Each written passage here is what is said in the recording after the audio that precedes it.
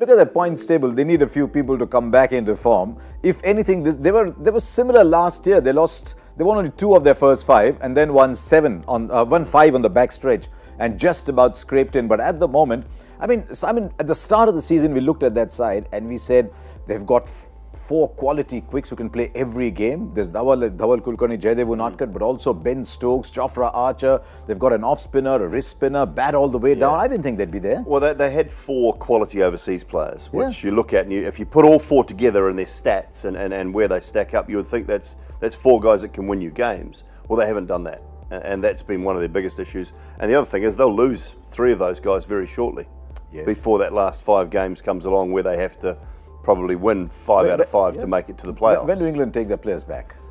On the 22nd. 22nd. Yeah, they've got about. So what have they play? I think they've got 4 more games left. 4 more games. So, yeah, the England players. I don't think they've quite got the tactics right in terms of the personnel playing in the right positions. You know, I know I'm from England. I'm going to kind of support the England lads, but they've not used Ben Stokes as they should use him, particularly as the batsman. You've got to get him up the order. You've got to give him balls to get in, and then he's destructive. He's never been a player that can come in the last 5 and go straight away. He's not that kind of player. He's not a Russell, is he? He's not a Russell. No, he's not that kind of player. He's not a Kieran Pollard. He's a player. He's a batsman that goes in. He'll knock it around. The left-hand, right-hand combination would be good for the team as well. They get 2 right-hand top-heavy at the top of the order. You know, Steve Smith going to 3 in the last game. I wouldn't use Smith at 3. You know, I'd use him at 4. He's like the glue if things don't quite go right at the top of the order. He comes in and kind of puts it. I mean, he's Steve Smith, right? He's Steve Smith. Before the ban happened, he was one of the greatest.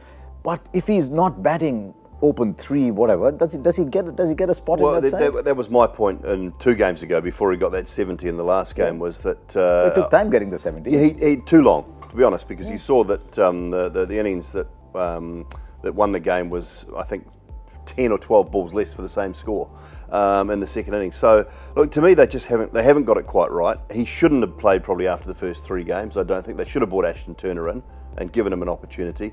You talk about Ben Stokes, but he, like Pollard did last night, Ben Stokes is a way better player than just to come out and slog it. He's a better cricketer than that. Kieran Pollard's first-class record was actually better than most of the guys playing Test match cricket for West Indies. I've always said that he's been a one-trick pony by the Mumbai Indians, that he's been pigeonholed into that number 6, 7 spot, come out and slog it late. He's a way better batsman than that. And last night he proved it, coming in at number 4. He could win a game from number 4. The best way to describe the Rajasthan Royals' performance in the last game with the bat in hand is they looked to me like they were worried about getting out.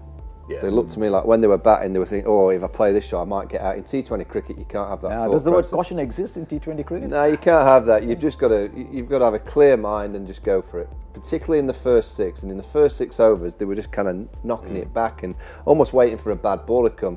You know, the likes of Joss Butler don't wait for bad balls. They make bowlers bowl bad balls because they intimidate them.